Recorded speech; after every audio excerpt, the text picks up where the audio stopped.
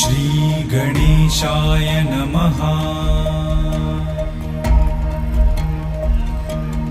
ॐ जपाकुसुमसङ्काशं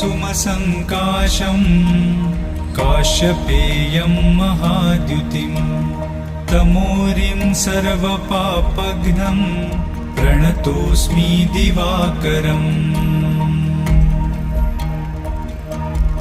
ॐ दधिशङ्खतुषाराभं क्षीरोदार्णवसम्भवं नमामि शशिनं सोमं शम्भोर्मुकुटभूषणम्।